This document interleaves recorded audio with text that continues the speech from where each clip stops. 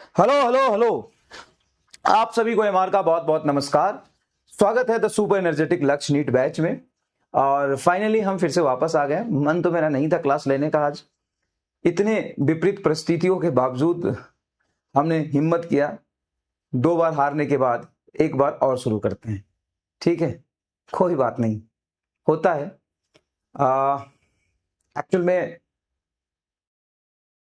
क्या कर सकते हैं, जो चीज हमारे हाथ में नहीं है उसका अफसोस नहीं करना चाहिए, मैं ये कहूंगा। और ये भी अपने लाइफ में फॉलो करिएगा प्लीज। जो चीज हमारे हाथ में नहीं है उसका हम अफसोस नहीं कर सकते, कंट्रोल नहीं कर सकते, उस पर हमारा कोई कमांड नहीं। चलिए कोई बात नहीं। करंट इलेक्ट्रिसिटी का लेक्चर नंबर 8 है। और आज का जो गोल है बेटा, टुडेज गोल, वो है Wheatstone bridge, Wheatstone bridge and combination of cell. क्योंकि 2 बार लाइट जाने की वजह से और टेक्निकल इशू की वजह से हमारा क्लास खराब हो गया। थोड़ा आपको फिर से रिवाइज करते हुए आगे बढ़ते हैं कि हो सकता है कोई बैकलॉग वाला बच्चा देख रहा हो तो उसको दिक्कत ना हो। ये मैंने बेटा सवाल दिया, resistance R R R R R लगा हुआ है, तो पूछा कि क्या ए और बी के बीच में आर इक्विवेलेंट आप निकाल सकते हैं, क्या ये वीट स्टोन ब्रिज है? तो बिल्कुल ये वीट स्टोन ब्रिज है। इसको आपको सेम रखना है, ये आर को, और इसको फिक्स रखते हुए देखो मैंने यहाँ पे फिक्स रखा। देखो ये सी और ए के बीच में, देखो सी और ए के बीच में आर, और ये वाला आर, ये वाला आर, ये तीनों को फिक्स रखा। देखो ये 3 फिक्स है। इसको उठा के यहां बना लिया, इसको उठा के यहां बना लिया, तो ये वाला तुम्हारा ए और बी के बीच में वीट स्टोन ब्रिज बन गया। देखिए आप इसको थोड़ा घुमा के भी देखेंगे तो आपको समझ में आ जाएगा कि ये रेसिस्टेंस बटा ये रेसिस्टेंस, ये रेजिस्टेंस बटा ये रेजिस्टेंस हो जाएगा। यहां से करंट 0 जाएगा, ये दोनों सीरीज में, ये दोनों सीरीज में, तो आर और आर हो जाएगा आपका 2R और R 2R, 2R and 2 and parallel, R is answer. समझ में आए? फिर मैंने आपको दिया, अच्छा ये Wheatstone bridge balance condition की बात समझाई थी, ठीक है। यहां पे मैंने क्वेश्चन दिया था, ये 10 ओम, 20 ओम, 5 ओम, 40 ओम, 20 ओम, क्या ये वीट स्टोन ब्रिज है? तो आपको क्या करना है कि ये पॉइंट हो गया ए और ये पॉइंट हो गया बी। देखो बी के बाद रेजिस्टेंस है तो इसको एक्स मान लेते हैं, फिर ये बी बी बी बी के बाद रेजिस्टेंस, इसको वाई मान लेते हैं। तो हमारे पास 4 पॉइंट हो गए। ए और बी के बीच तो हमें आर इक्विवेलेंट चाहिए, हमें ए और बी के बीच आर इक्विवेलेंट चाहिए, तो उसको साइड में बना लिया, अननोन पॉइंट एक्स वाई बना लिया। बताओ ए और एक्स के बीच में रेसिस्टेंस है, हाँ ए और एक्स के बीच में देखो 10 ओम है, 10 ओम है। ए और एक्स के बीच में ये 10 ओम है, ए और वाई के बीच में 20 ओम है। देखो ये 10 ओम, ये 20 ओम, ये ए वाई और एक्स के बीच 5 ओम, देखो वाई और एक्स के बीच 5 ओम, ये है तुम्हारा वाई और बी के बीच 40, वाई और बी के बीच 40, और ये है तुम्हारा एक्स और बी के बीच 20, एक्स और बी के बीच 20। अब इसका रेशियो हो गया 10/20, हाफ, 20/40, 1/2।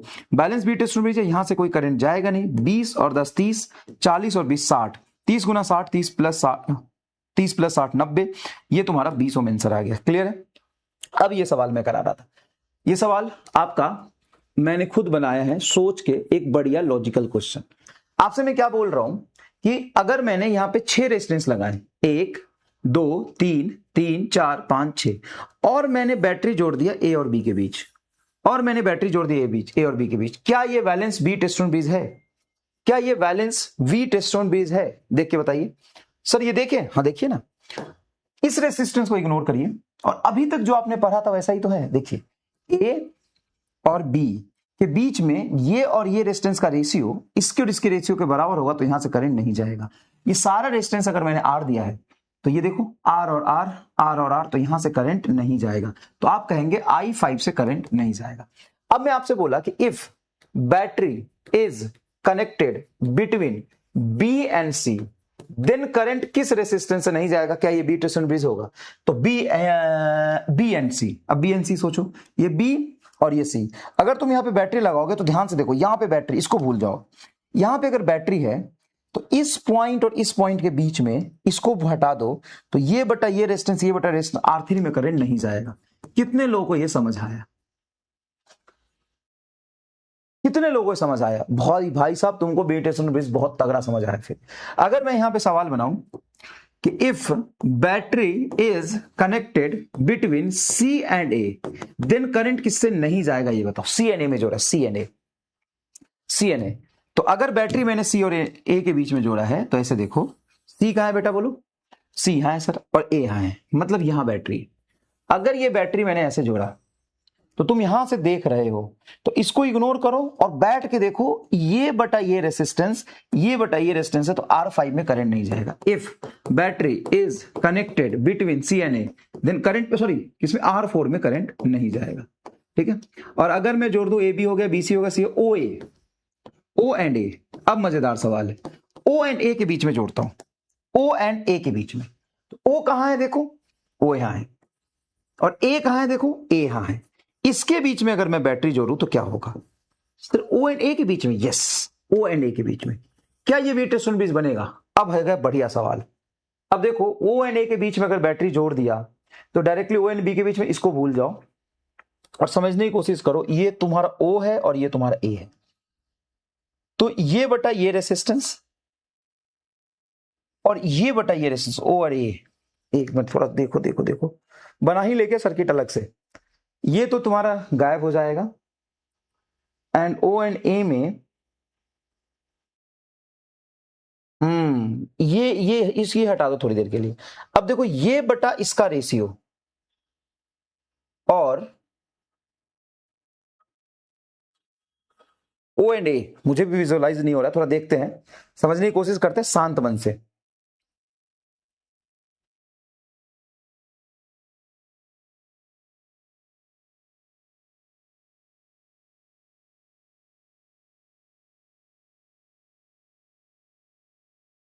R2 में 0 जाएगा क्या?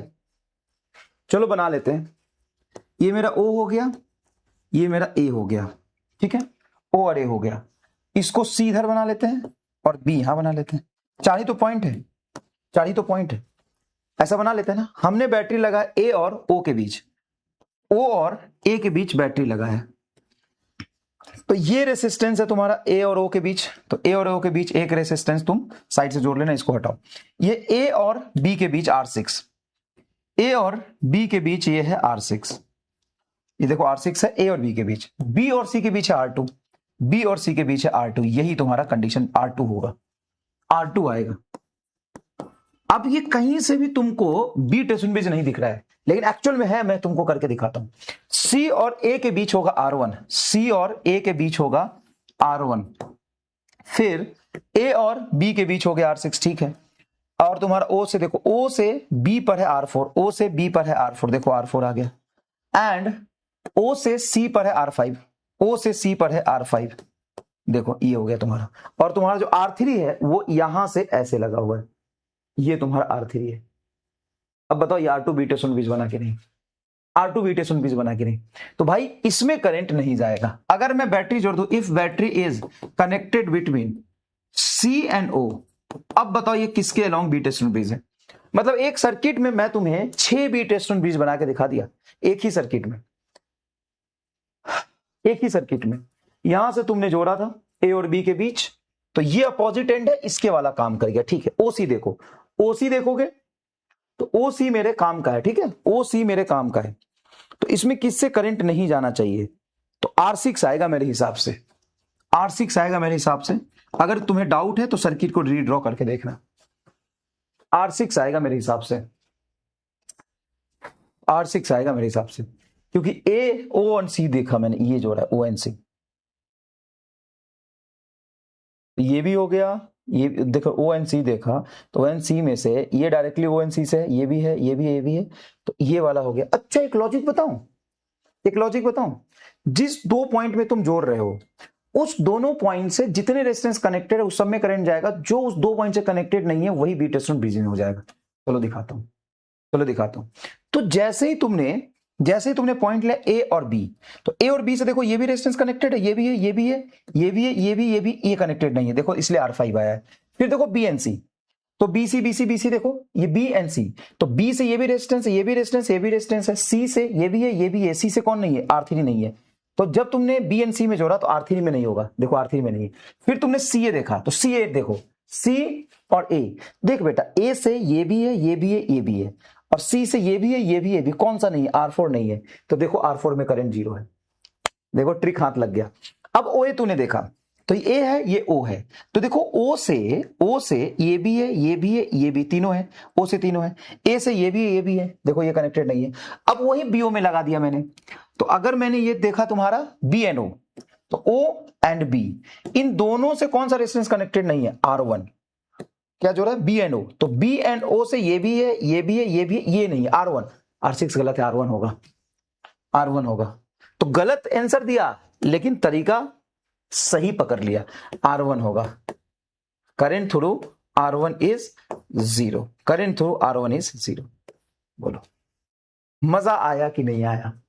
तो लॉजिक वही, आंसर गलत हो गया था, बस लॉजिक सही है ना? देखो O एंड B, तो देखो O भी देखोगे तो ये O है और ये B है, B से ये भी है, ये भी है, ये भी है, तीनों है। O से ये भी है, ये भी है, ये भी है, R1 नहीं है, R1 नहीं है। बोलो मजा आया कि नहीं? बोलो पैसा वसूल कंसेप्ट हो गया कि नहीं? अब बता बी टेस्ट स्टूडेंट ब्रिज पर पीएचडी हुई कि नहीं? और मैंने खुद ही ये फ्रेम किया हुआ है सवाल ताकि आपको मैं इन number of B test students दिखा सकूं। बताइए अब कहीं balance B test student bridge में दिक्कत आएगी क्या? इसको लिखना है, बिल्कुल लिखना है, फटाफट लिखिए। मैं स्लाइड मैप आपको लगा देता हूं, आप भी स्पैम कर रहे लगातार, पता नहीं एक क्लास में स्लाइड मैप नहीं भी रहेगी तो क्या दिक्कत हो जाएगा, लेकिन आप बहुत स्पैम करते हैं भाई। चलिए लगा दिया, खुश रहिए, कॉपी करिए।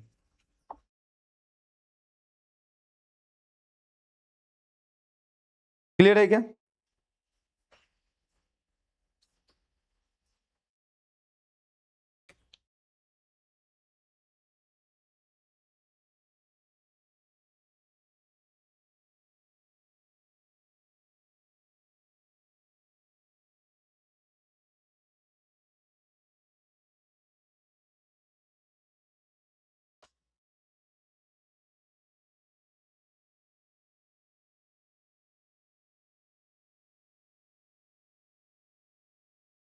चलिए क्लियर है, समझ में आया अच्छे से?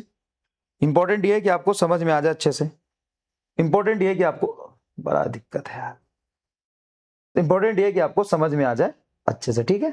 समझ में आ जाए अच्छे से। चलिए अब अनबैलेंस बी टेस्ट बीच की तरफ बढ़ते हैं, ये तो मैंने करा दिया। अब चलते हैं अनबैलेंस बी टेस्ट बीच। उससे पहले एक जे एडवांस का सवाल करते हैं, चलो उससे पहले एक जे एडवांस का सवाल करते हैं गुरु। ये प्रॉपर जे एडवांस 2015 का क्वेश्चन है, देखिए ये जे एडवांस 2015 क्वेश्चन है, ठीक है? आओ एक जे एडवांस का क्वेश्चन करते हैं फिर आगे बढ़ते हैं, ठीक है? जे एडवांस 2015 का क्वेश्चन है ये, देखिए in the following circuit, in the following circuit the current through the resistance R 2 ohm, 2 ohm से कितना करंट बह रहा है ये पूछा है। Is I ampere then value of I is, ये सर्किट दिया तुम्हारा। अब इस सर्किट को ध्यान से देखो, ये 6.5 वोल्ट की बैटरी, ओके, ये 2 ओम की रेसिस्टेंस, यहां से बहने वाला करंट ही आपसे पूछा है। उसके बाद आगे सर्किट देखो तो आपको दिखेगा ये रेसिस्टेंस और ये सीरीज में नहीं है, ये दोनों पैरेलल भी नहीं है। क्यों? क्योंकि इस रेसिस्टेंस का एक टर्मिनल तो यहां कनेक्टेड है, लेकिन इनके पहले टर्मिनल के बीच में 10 ओम आ गए। ओहो दिक्कत है, दिक्कत है बेटा, दिक्कत है। अब क्या करोगे? तो कैसे सॉल्व करें? कोई भी दो रेजिस्टेंस ढूंढो जो सीरीज में है, या कोई भी दो रेजिस्टेंस ढूंढो जो पैरेलल है, और उसको सॉल्व करने की कोशिश करो। देखो कहीं तुम्हारा दिमाग लग जाए, थोड़ा देखो कहीं तुम्हारा दिमाग क्लिक कर जाए। इस सर्किट को थोड़ा ध्यान से देखो, क्या पता कहीं तुम्हारे दिमाग में ये चीज क्लिक कर जाए। जे एडवांस का सवाल है, थोड़ा देखने में समझने में टाइम लगेगा। देखो कोई भी दो रेजिस्टेंस ढूंढो जो सीरीज पैरेलल में, क्वेश्चन को सिंप्लीफाई करो। तो देखो बेटा ऐसा है कि मान लो ये पॉइंट है x और ये पॉइंट है y, और इस सर्किट को ऐसे ध्यान से ऐसे देखो, तो इस पॉइंट और इस पॉइंट के बीच में ये जो सर्किट है 1/2 और 2/4, मतलब बैलेंस बीट टेस्टोन बीज हो गया, यहां से कोई करंट नहीं जाएगा। ये है बैलेंस बीट टेस्टोन बीज, बैलेंस व्हीट स्टोन ब्रिज। ये बैलेंस व्हीट स्टोन ब्रिज है एक्स और वाई के बीच में, एक्स और वाई के बीच में ये बैलेंस बीट स्टोन ब्रिज है।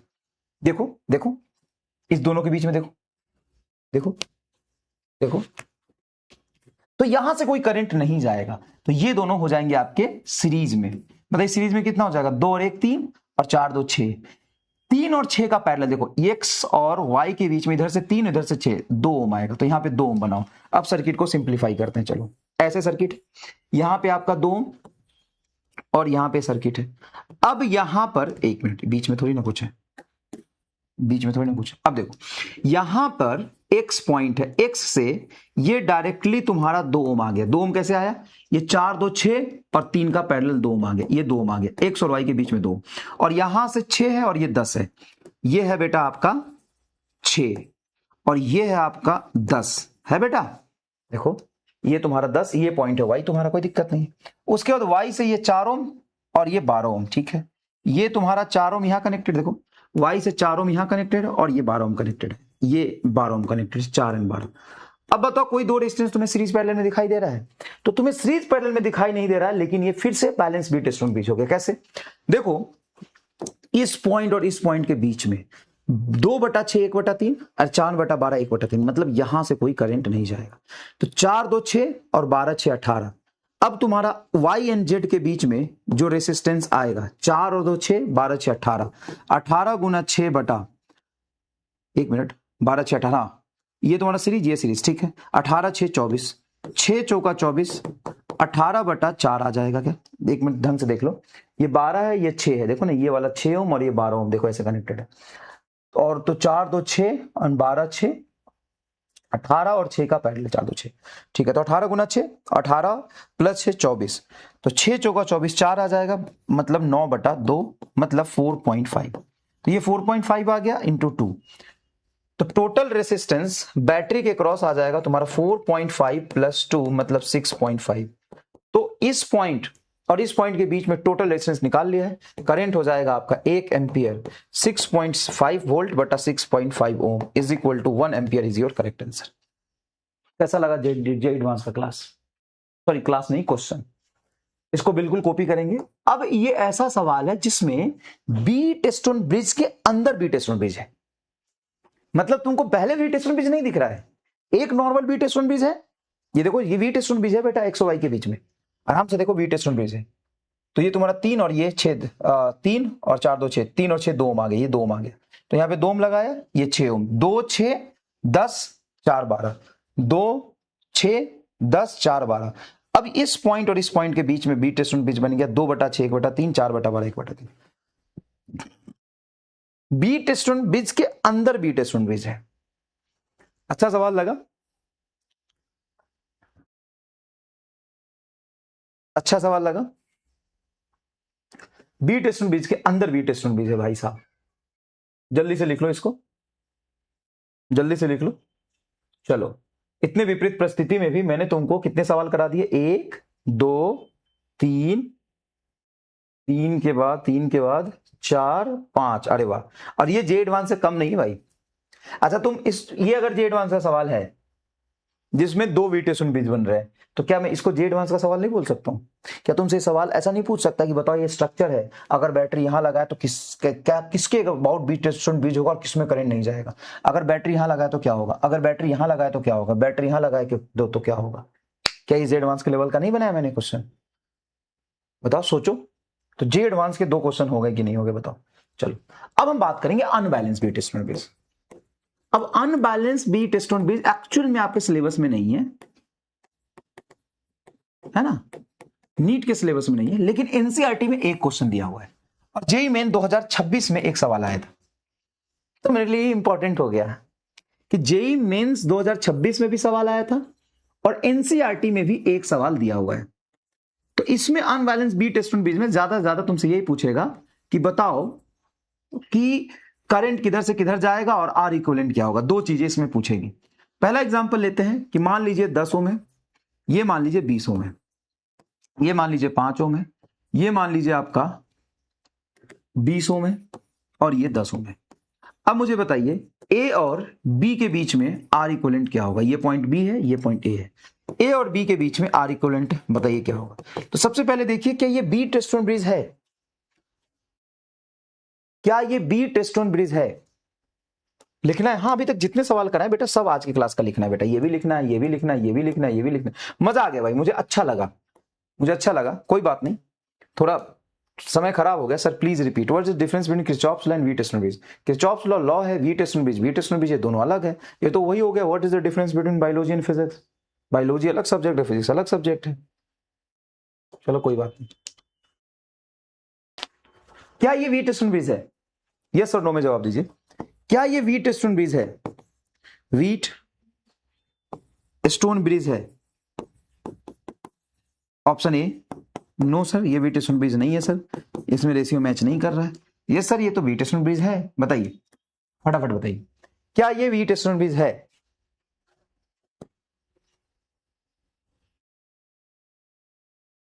बताइए बताइए। अब यहां पर जो आर इक्विवेलेंट का फॉर्मूला आता है, एक आर इक्विवेलेंट का फॉर्मूला यहां पे हम लिखते हैं कुछ 2n+1, नहीं 3n+1, 3n+1 divided by n+3 into R. R है जितना इस ब्रांच में रेसिस्टेंस लगा हुआ है उसकी वैल्यू आर, मतलब यहां पे जो रेसिस्टेंस लगा है उसकी वैल्यू आर। ठीक है, तो यार है, और n है रेशियो, मतलब कितना गुना नीचे रेजिस्टेंस, R3/R1 का रेशियो, कितना गुना रेजिस्टेंस। जैसे इसको मैं R1 कहता हूं, इसको R2 कहता हूं, इसको R3 कहता हूं, इसको R4 कहता हूं, इसको R5 कहता हूं। ठीक है, इसको R5 कहता हूं। तो ये जो रेजिस्टेंस लगा है ना यहां से 10 20 20 10, तो जो रेजिस्टेंस R है ना वो 10 ओम हो जाएगा। चलिए क्या ये व्हीट स्टोन ब्रिज है? ऑफ कोर्स आंसर ये व्हीट स्टोन ब्रिज आएगा। चलिए तो 57% लोगों ने तो जवाब सही दिया है। ये 40% लोग भांग खा के बैठे हैं क्या क्लास में? भांग खा के बैठे हो क्या? ये जो तुम छोटा छोटा मिस्टेक कर रहे हो ना, इसी के वजह से तुमसे सवाल नहीं होता। देख भाई, ऐसा नहीं कि तूने कंसेप्ट नहीं पढ़ा है, लेकिन न्यूमेरिकल तुमसे इसलिए नहीं होता कि तुम गधे हो। मैंने बोला क्या ये व्हीट स्टोन ब्रिज है? हाँ है, लेकिन बैलेंस नहीं है, अनबैलेंस है। ये व्हीट स्टोन ब्रिज ही नहीं है तो और क्या है भाई? अच्छा अगर व्हीट स्टोन ब्रिज नहीं है तो कौन सा सर्किट है? क्या कोई भी दो रेजिस्टेंस सीरीज में है? नहीं सर नहीं सर नहीं सर। क्या कोई भी दो रेजिस्टेंस पैरेलल है? नहीं सर नहीं सर नहीं सर। तो ये व्हीट स्टोन ब्रिज ही है। भुखवा है एकदम। क्या तुमने व्हीट स्टोन ब्रिज का मतलब सिर्फ बैलेंस व्हीट स्टोन ब्रिज पढ़ा है? नहीं सर, हमने व्हीट स्टोन ब्रिज का मतलब ऐसा स्ट्रक्चर पढ़ा है। ये व्हीट स्टोन ब्रिज है लेकिन अनबैलेंस है, अनबैलेंस है, unbalance wheat stone bridge, unbalance wheat stone bridge है, अनबैलेंस व्हीट स्टोन ब्रिज है। बैलेंस नहीं है सर जी, बैलेंस नहीं है सर जी, अनबैलेंस है। तुमने व्हीट स्टोन ब्रिज का मतलब बैलेंस ही समझा है, बस दो तरह का तुमको बताया था। अब इसका बटा इसका रेशियो कितना है?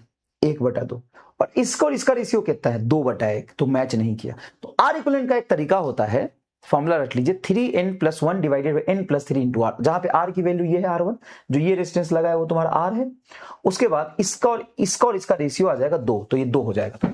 तो आर इक्विवेलेंट जो आएगा वो आएगा 3 इंटू एन की वैल्यू 2 + 1 डिवाइडेड बाई एन की वैल्यू 2 + 3 इंटू आर है 10।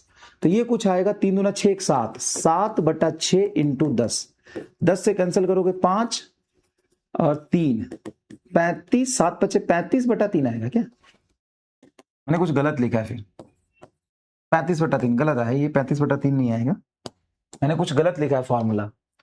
2n+1 आता है कि 3n+1 आता है? 3n+1 ही आता है। 3 दूना 6 7, कुछ तो गलत लिखा है मैंने फॉर्मूला यहाँ पे। मैं फॉर्मूला से वैसे करने वाला भी नहीं था, ये फॉर्मूला मैं कट कर देता तुम्हारे लिए। ये फॉर्मूला गलत है, मैं एक बार देखता हूं कि अनबैलेंस व्हीट स्टोन ब्रिज का फॉर्मूला ऐसा ही कुछ आता है, लेकिन ये फॉर्मूला तुमको करना नहीं है। ठीक है भाई, ये फॉर्मूला तुमको करना वैसे भी नहीं है। इसमें कोई टर्म मैं मिस कर रहा हूं, एक बार देख लेता हूं बेटा, कोई तो टर्म मैं यहां पे मिस कर रहा हूं। 1 मिनट दीजिएगा मुझे।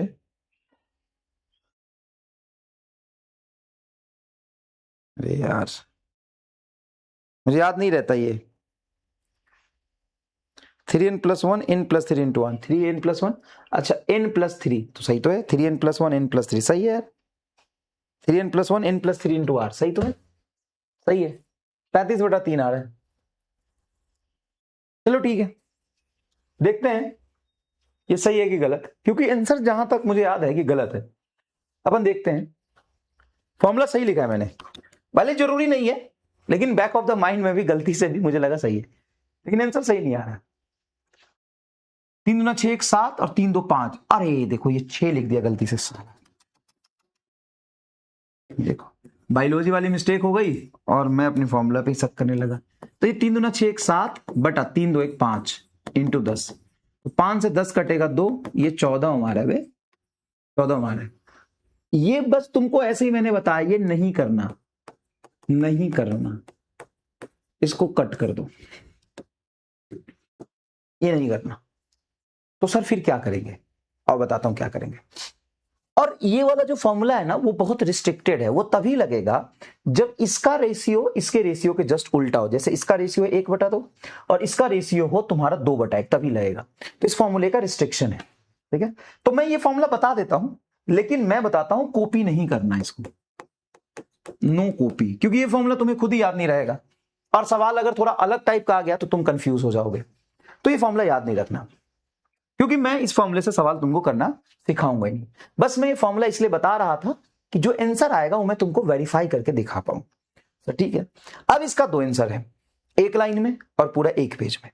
एक पेज में बोर्ड के सिलेबस में है नहीं तो करने की जरूरत है नहीं।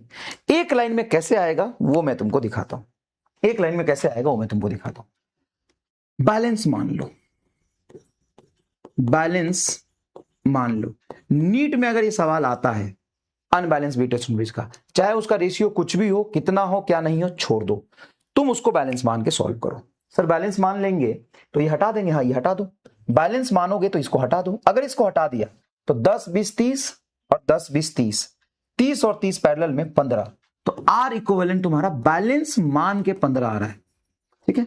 अब जो तुम्हारा एक्चुअल में ए बी के अलोंग आंसर होगा, आंसर होगा वो जस्ट तुम्हारा जो आर इक्विवेलेंट 15 आया है ना उससे कम होगा, जस्ट जस्ट कम, 15 से 14 है, हाँ आंसर आ गया, खत्म हो गया। अब एग्जाम में अगर ये सवाल आया तो ऑप्शन कैसे बनाएगा, ध्यान से देखिए। सबसे पहले वो बोलेगा बैलेंस मान के करेंगे तो 15 आएगा, पहला आंसर देगा 15, लेकिन बैलेंस ही नहीं तो गलत हो जाएगा। एक आंसर देगा 15 से ज्यादा, वो आंसर होगा नहीं। एक आंसर देगा 15 से कम, वो आपको टिक करना है। सर चौथा 15 से कम और दे दिया तो जस्ट 15 से कम जो आंसर आना है ना वो टिक करना है। सर लेकिन थोड़ा कंफ्यूजन हो सकता है, चलो तो इसका भी समस्या बताते हैं, इसका भी समस्या बताते हैं। क्या, तुम शॉर्ट सर्किट मान लो, शॉर्ट सर्किट सर्किट कर दो R5 को, मतलब बीच वाले रेजिस्टेंस को शॉर्ट सर्किट कर दो। बीच वाले रेजिस्टेंस को शॉर्ट सर्किट करने का मतलब इसको यहां से कनेक्ट कर दो सीधा। अगर तुम इसको यहां से कनेक्ट कर दोगे तो 10 और 20 पैरेलल हो जाएगा, 10 20 पैरेलल हो गया तुम्हारा 10 गुना 20 बटा 10 प्लस 20 30, पैरेलल जोड़ो तो 10 और 20 कितना होगा पैरेलल, आर इक्विवेलेंट तुम्हारा हो जाएगा 10 गुना 20 डिवाइडेड बाई 30, तो 0 से 0 कैंसिल होगा, 20 बटा 3। तो अगर तुम इसको शॉर्ट सर्किट कर दोगे, इस पॉइंट को, इस पॉइंट को एक्स और वाई को अगर शॉर्ट सर्किट कर लोगे तो आएगा 20/3 और ये 20/3, मतलब 40/3 आंसर आएगा। मतलब नेट तुम्हारा ए बी शॉर्ट सर्किट करके आएगा 40/3। अबे 40/3 ओम एग्जैक्टली जितना तुम्हारा है शॉर्ट सर्किट करके, इससे थोड़ा ज्यादा आंसर होगा। 40/3 की वैल्यू निकालो, तो 40 बटा होगा 13 और 13 मतलब 13.3 करके देखो। 40/3 कितना होगा, 13.3 नहीं आएगा, 13 39 और 10 तो 13.3। अब 13.3 शॉर्ट सर्किट मान के और बैलेंस मान के, मतलब यहां से कोई करंट नहीं जाएगा, इसको हटा दो तो ये दोनों सीरीज में। बैलेंस मान के आया है 15 और शॉर्ट सर्किट मान के आया है 13.3, इनके बीच में जस्ट आंसर टिक कर दो और इसके बीच में 14 ओम आंसर आ रहा है तुम्हारा। मतलब मैं जो तुमको सिखा रहा हूं ना, कहीं तुमको किताबों में नहीं मिलेगा, कुछ नहीं मिलेगा, जो बता रहा हूं उसको सीख ले, गलत नहीं होगा। क्या, अगर ये बैलेंस है तब तो बल्ले बल्ले, अगर ये अनबैलेंस है, अगर ये अनबैलेंस है तो क्या करो, इसको बैलेंस मान लो। बैलेंस मान के हम क्या करते हैं, यहां से करंट जाता हुआ नहीं मानते भाई, करंट जाता हुआ नहीं मानते ना इधर से, मतलब ये वायर कनेक्टेड नहीं, ये वायर कनेक्टेड नहीं है, तो ये दोनों सीरीज में 20 और 10 30 और 20 और 10 30, 30 और 30 15, 15 आंसर आएगा। अब 15 से जस्ट कम करो, अगर मान लो 15 से जस्ट कम दो ऑप्शन आ रहा है तो एक काम करो कि इसको तुम शॉर्ट सर्किट मान लो, फिर ये दोनों पैरेलल, ये दोनों पैरेलल सॉल्व करो, फिर सीरीज में कर दो और फाइनल आंसर इन दोनों के बीच में आएगा। अरे भाई एक कह रहा है सर 13.5 आ गए तो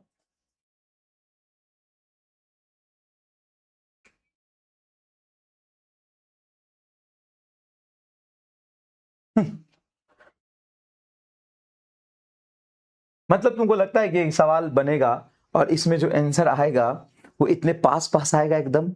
नहीं बेटा, एक तो आंसर आएगा 15, दूसरा आएगा 15 से ज्यादा, तो दोनों गलत हो गए। तीसरा आएगा इससे कम और चौथा आएगा इन दोनों के बीच में। तो करके देख लेना।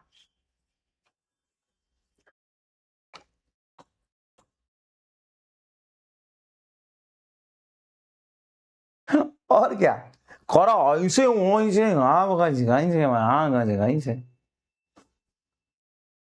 कहीं से आंकन कहीं से आंकन कहीं से लेके, ठीक है। चलो पहले इसको लिखो फिर मैं बताता हूं। फिर इसको एक मैं बॉक्स में इसकी थ्योरी लिख देता हूं, घबराने की जरूरत नहीं, बॉक्स में एक थ्योरी लिख देता हूं, बॉक्स में इसकी थ्योरी लिख देता हूं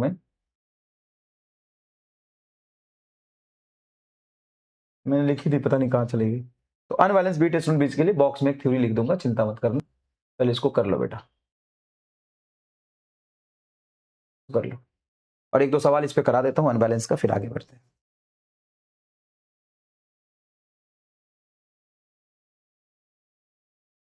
पंद्रह कैसे? 15 कैसे बेटा? जब तुम बैलेंस मान लोगे तो यहां से करंट नहीं जाएगा, तो 20 और 10 30, ये वाला, और ये 20 और 10 30, 30 और 30 15, तो बैलेंस मान के 15 आ रहा है ना, तो 15 से जस्ट कम। ठीक है, आप जेई मेन 2026 वाले क्वेश्चन ट्राई करना, बस यही था। आप 2026 वाले जेई मेन वाले सवाल कर लोगे और अगर एनसीईआरटी वाले सवाल कर लोगे तो आपको तो पता चल जाएगा ना फिर क्या करना है। हाँ सर, तब ठीक है। इधर देखो, मान लो ये 2 ओम है, ये 6 ओम है, ये 15 ओम है,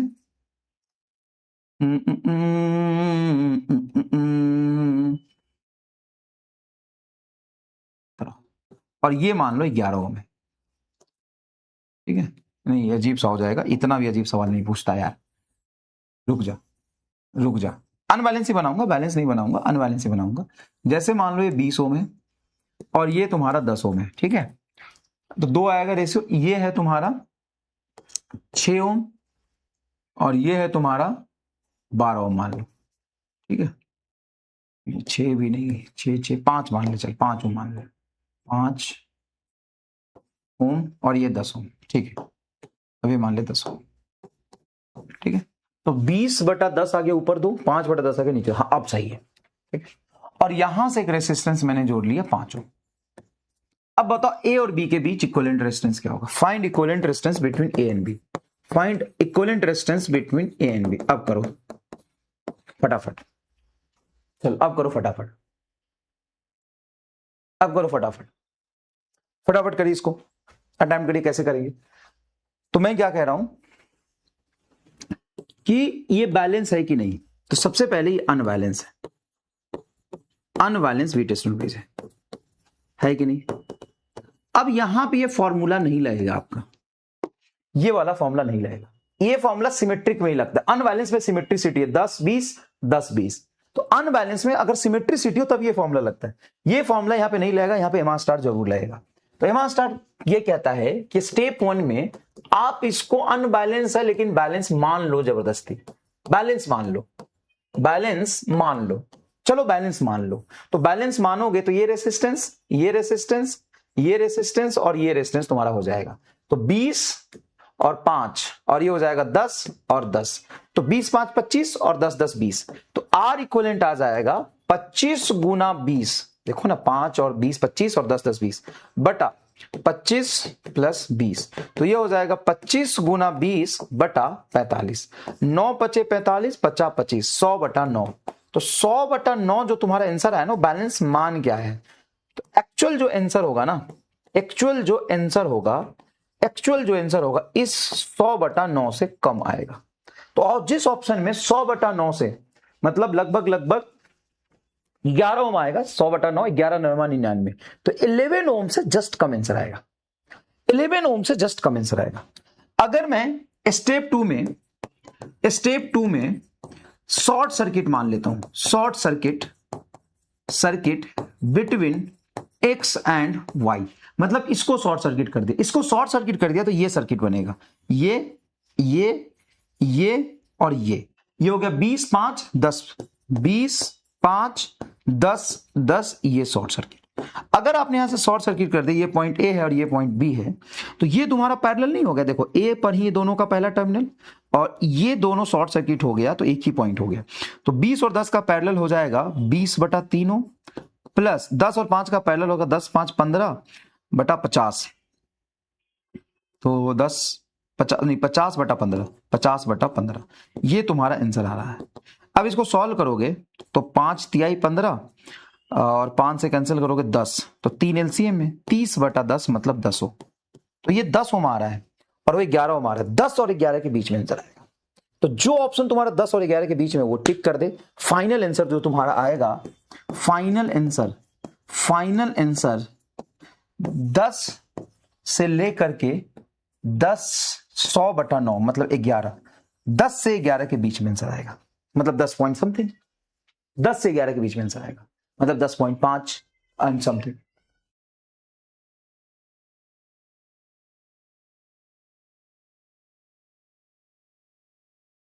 ये बोर्ड में है नहीं और नीट में आएगा, तो 99.999% चांस है आप मेरे मेथड से सही कर ले जाओगे।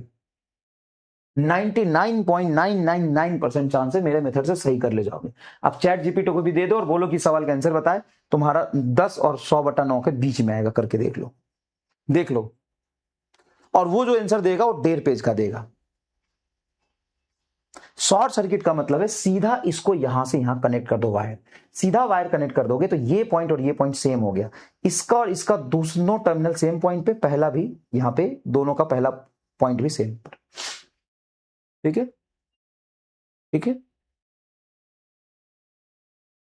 समझ में आया। और ये तुमको कहीं नहीं मिलेगा, चाहे जहां मर्जी से पढ़ के देखना पढ़ लो। ये मेथड कहीं नहीं मिलेगा, ना किसी किताब में, ना कहीं क्लास में, कहीं नहीं मिलेगा।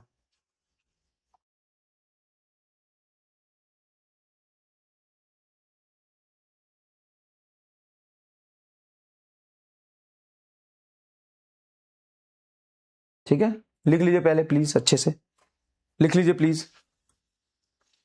2 सवाल करा दिए। अब अनबैलेंस में ना आर इक्विवेलेंट पूछेगा और एक और चीज पूछ सकता है, कहां से कहां करंट जाएगा। ये तो मैं तुमको पहले ही करा चुका हूं। करंट कहां से कहां फ्लो करेगा ये तो मैं तुमको पहले ही करा चुका हूं।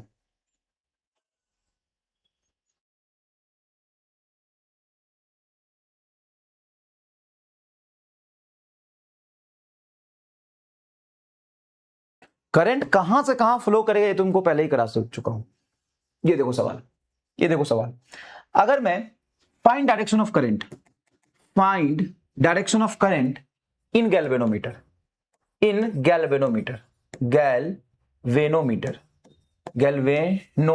गैल्वेनोमीटर एक ऐसा इंस्ट्रूमेंट है जो करंट को डिटेक्ट करता है कि करंट ए से बी जा रहा है कि बी से ए जा रहा है कि नहीं जा रहा है। यहां पे एक बैटरी लगाई। अब कोई फॉर्मूला देने की जरूरत नहीं है, तुम देख के बताओ कि ए से बी करंट जाएगा कि बी से ए जाएगा। ये मैं तुमको करा चुका हूं। A to b current flow करेगा या b to a current flow करेगा या करंट गैल्वेनोमीटर में 0 होगा। तुम देख के बताओ। ये मैं तुमको पढ़ा चुका हूं बेटा, ये मैं तुमको पढ़ा चुका हूं, मुझे भरोसा है कि तुम कर ले जाओगे। देखो बैलेंस है कि अनबैलेंस, 1/3 3/4, तो इसका रेशियो 1/3 है, इसका रेशियो 3/4 है, मतलब बैलेंस नहीं है। तो यहां से कुछ करंट जाएगा, इस करंट में से कुछ हिस्सा ऊपर जाएगा I1 एंड कुछ हिस्सा नीचे जाएगा I2। तो I1 I2 ऐसे फ्लो किया, हाँ सर किया, फिर यहां पे जाएगा। आप मुझे बताइए इस रेसिस्टेंस और इस रेसिस्टेंस का रेशियो और इसका रेशियो बैलेंस नहीं तो अनबैलेंस मल्टीप्लिकेशन, तो ए से बी जाएगा करंट कि बी से ए जाएगा। ठीक है, चलिए बताइए। और 30 सेकंड में मुझे भरोसा है कि 70-80% लोग सही करके आएंगे, क्योंकि मैंने आपको सिखाया है, बेटा, सिखाया है, बिल्कुल सिखाया है कि जब ऐसा करंट फ्लो जाएगा तो ज्यादा करंट कौन लेगा, ई वाला 1 ओम कि ई वाला 4 ओम। मैंने तुमको सिखाया है, बेटा, सिखाया है। और 70% से ज्यादा लोग तो करेंगे, चाहे कितनी भी घटिया कंडीशन में क्यों ना हो, वो 70% से ज्यादा लोग करेंगे। मैंने तुमको सिखाया है, तुमको सिखाया है, कल ही तुमको बता दिया था मैंने।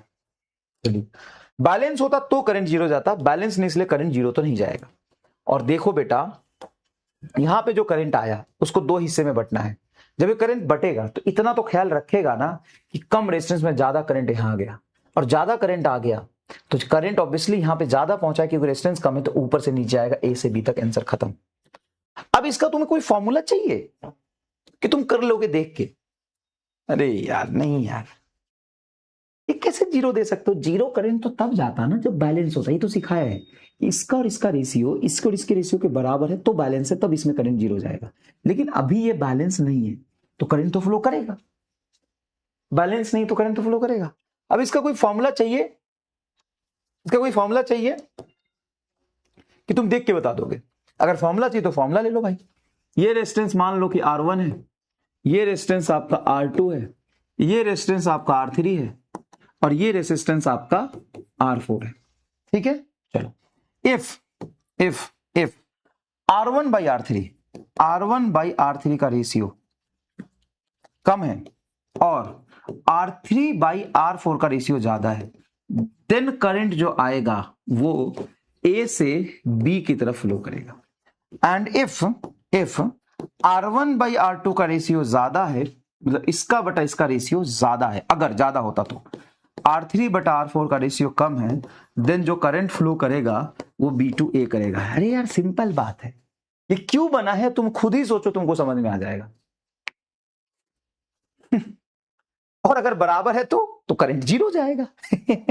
और यही तो बैलेंस की कंडीशन है कि R1 by R2 exactly R3 by R4 है तो करंट जीरो जाएगा। बुर्बक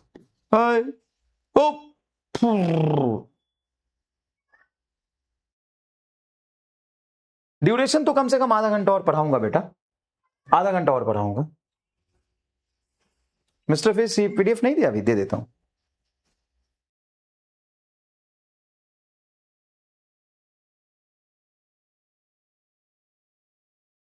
current low to high move नहीं करेगा। लो टू हाई क्या होता है? पोटेंशियल ना। तो यहां से यहां जब करंट जाएगा तो पोटेंशियल ड्रॉप कैसे निकालोगे? करंट एग्जैक्टली नहीं पता ना। और ऑब्वियस सी बात है, इसमें करंट कम जाएगा, इसमें ज्यादा जाएगा, तो पोटेंशियल डिफरेंस देखना पड़ेगा। हम तो सिंपल सी बात कह रहे हैं कि यहां से जो करंट जाएगा ज्यादा, यहां से आएगा कम, तो इस तरफ जाएगा। छोड़ो, नहीं ये समझ में आया तो इसके फॉर्मूले से देख लो। चलो R1 बोलो 1/4, 1/4 मतलब 1/4 मतलब 0.25 और 3/4 मतलब 0.75।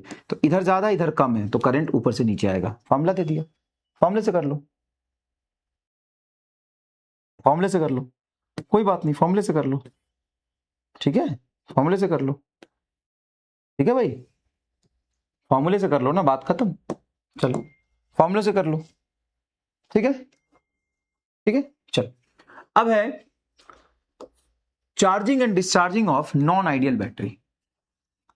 नेक्स्ट टॉपिक की तरफ चलते हैं। Charging and discharging of non ideal battery. Charging and discharging of non ideal battery. Charging and discharging of non ideal battery. अब नॉन आइडियल बैटरी क्या होता है? तो देखो बेटा, एक तो बैटरी होता है तुम्हारा आइडियल।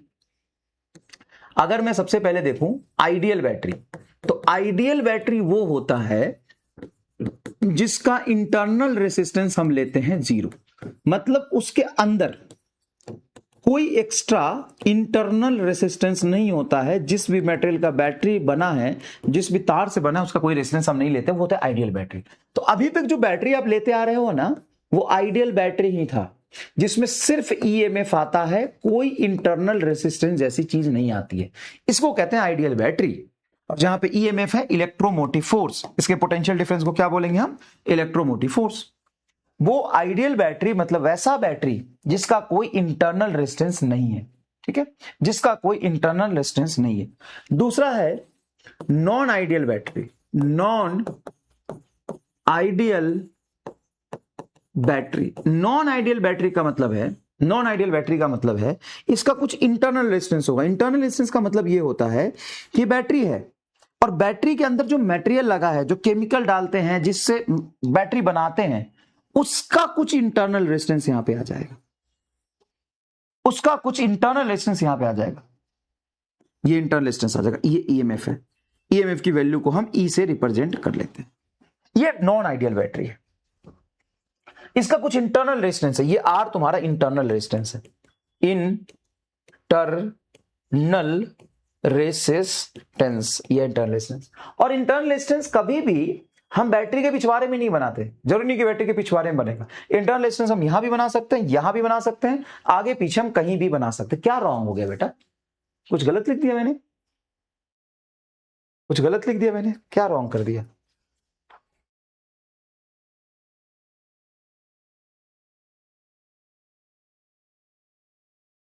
पोटेंशियोमीटर पढ़ाऊंगा, 2-3 लेक्चर में पोटेंशियोमीटर आएगा। रॉन्ग फॉर्मूला, क्या रॉन्ग फॉर्मूला बता दिया मैंने?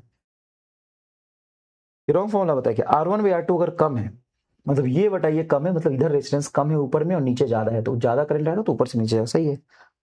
और R1/R2 ज्यादा है, मतलब इधर ज्यादा इधर कम है, इधर ज्यादा है तो करंट इधर से है तो B से A जाएगा, B से A जाएगा, सही है। गलत नहीं बेटा, सही है। तो दो तरह का बैटरी पढ़ा है मैंने, आइडियल बैटरी और नॉन आइडियल बैटरी। अभी तक जो हम सर्किट में बैटरी ले रहे थे वो सारे आइडियल थे। अभी तक सर्किट में जो हम बैटरी ले रहे थे वो सारे बैटरी आइडियल थे, वो सारे बैटरी आइडियल थे। 1 2 3 4 1 2 3 4 सही तो लिखा है, 1 2 3 4 सही लिखा है। अभी तक हम जितने भी बैटरी ले रहे थे वो सारे बैटरी सर्किट में आइडियल बैटरी थे, लेकिन अब जो हम बैटरी ले रहे हैं वो नॉन आइडियल है। और आइडियल नॉन आइडियल में फर्क बस इतना है कि यहां पर जो रेसिस्टेंस है उसका कुछ ना कुछ बैटरी के अंदर का इंटरनल रेजिस्टेंस लेंगे। उस इंटरनल रेजिस्टेंस को बैटरी के पीछे भी लगा सकते हैं, बैटरी के आगे भी लगा सकते हैं, कहीं भी हम लगा सकते हैं। हम उसको बैटरी के आगे भी लगा सकते हैं, बैटरी के पीछे भी लगा सकते हैं, ठीक है। चलिए अब यहां पे मान लीजिए कि मैंने एक नॉन आइडियल बैटरी ली, नॉन आइडियल बैटरी जिसका इंटरनल रेजिस्टेंस ई है और इसका ईएमएफ है ई। तो ईएमएफ तो यहां से यहां का पोटेंशियल डिफरेंस है। हाँ, अब बैटरी आप कहां से कहां तक मानोगे? यहां से यहां तक मानोगे। क्या बैटरी के अलोंग पोटेंशियल डिफरेंस ईएमएफ के बराबर आएगा? नहीं, हमेशा नहीं आएगा। क्यों? क्योंकि बैटरी अब इस बॉक्स में आ गई जिसका ईएमएफ भी है और इंटरनल रेजिस्टेंस भी है। तो इस टर्मिनल को बैटरी के अलोंग का टर्मिनल बोलेंगे और इसके अलोंग पोटेंशियल डिफरेंस को डिफाइन करेंगे टर्मिनल पोटेंशियल। टर्मिनल पोटेंशियल ये आपका होगा VAB and that is different than EMF, क्योंकि ईएमएफ जस्ट उस बैटरी का एक्चुअल इलेक्ट्रोमोटिव फोर्स है, मतलब पोटेंशियल डिफरेंस यहां से यहां का। लेकिन इंटरनल रेजिस्टेंस काउंट करके उसका पोटेंशियल डिफरेंस देख के देखोगे तो वो टर्मिनल पोटेंशियल कहलाएगा। अब मान लो सबसे पहले केस 1 लेते हैं, no current is flowing through the battery, no current is flowing through the battery, कोई करंट इससे फ्लो नहीं कर रहा है, फ्लोइंग थ्रू बैटरी मतलब बैटरी में करंट जीरो जा रहा है, बैटरी में ना तो करंट आ रहा है ना ही बैटरी से करंट जा रहा है, ये ई है ये आर है, ना ही बैटरी में करंट आ रहा है ना ही बैटरी में करंट जा रहा है। तो इसका टर्मिनल पोटेंशियल कितना हो जाएगा? तो टर्मिनल पोटेंशियल निकालने के लिए ए से बी तक कूदो। तो चलो मान लेते हैं यहां का पोटेंशियल वी, यहां का पोटेंशियल वी, तो वीए मान लो यहां से कूद के जा रहे हो तो वीए बड़े से छोटे में कूद के जाओगे -E, और यहां पे कोई करंट फ्लो नहीं कर रहा है तो करंट जीरो, तो यहां पे कोई पोटेंशियल ड्रॉप नहीं होगा बराबर वीबी। तो VA minus VB is equal to E आपका आ गया टर्मिनल पोटेंशियल। मतलब टर्मिनल पोटेंशियल और EMF बैटरी का सेम आया है जब बैटरी से कोई भी करंट फ्लो नहीं कर रहा है, बैटरी से कोई भी करंट फ्लो नहीं कर रहा है, बैटरी से कोई भी करंट फ्लो नहीं कर रहा है, तो बैटरी का टर्मिनल पोटेंशियल और ईएमएफ बिल्कुल सेम आया है। तो ईएमएफ को ऐसे भी डिफाइन कर सकते हो कि बैटरी का terminal potential when no current flowing through the battery. EMF क्या होता है? बैटरी के लॉन्ग पोटेंशियल डिफरेंस, जब बैटरी से कोई करंट फ्लो नहीं कर रहा तो करंट ही नहीं, तो यहां पे कोई पोटेंशियल ड्रॉप नहीं, तो यहां से यहां का पोटेंशियल बैटरी के ईएमएफ के बराबर आ जाएगी। ठीक है, लिखो इसको, लिखो फटाफट इसको लिखो, फटाफट इसको लिखो। बहुत आसान सी भाषा में मैंने आपको आइडियल बैटरी समझाई, नॉन आइडियल बैटरी समझाई और बैटरी का टर्मिनल पोटेंशियल समझाया। बैटरी के दोनों एंड के लॉन्ग जो पोटेंशियल डिफरेंस होता है उसको हम टर्मिनल पोटेंशियल कहते हैं। जब कोई करंट फ्लो ना कर रहा हो तो टर्मिनल पोटेंशियल की वैल्यू हो जाएगी ई के बराबर। ठीक है, ठीक है, ठीक है, ठीक है। डन, डन, ओह डन, डन। चलिए अब आगे देखिए, नहीं लिखा तो लिख लो, नहीं लिखा तो लिख लो, नहीं लिखा तो लिख लो। EMF and delta V different है। हाँ बेटा, अभी तो सेम आ गया, लेकिन अभी पढ़ाऊंगा उसमें डिफरेंट भी आएगा। How to send NCERT question for solution. तो टर्मिनल फ्लो समझा दो फिर से। टर्मिनल फ्लो नहीं, terminal potential. Terminal potential battery के दोनों एंड के अलोंग पोटेंशियल डिफरेंस होता है। टर्मिनल पोटेंशियल हमेशा ईएमएफ के कम ही होगा ना, वो देखते हैं। साफ हंगर स्ट्राइक करोगे, मैं हंगर स्ट्राइक पे हूँ, सुबह 2 रोटी खाया था, उसके बाद डिसीजन लिया, उसके बाद कुछ नहीं खाया। सर स्टेप 2 समझा दो, नहीं आया। कौन सा स्टेप 2 बताइए।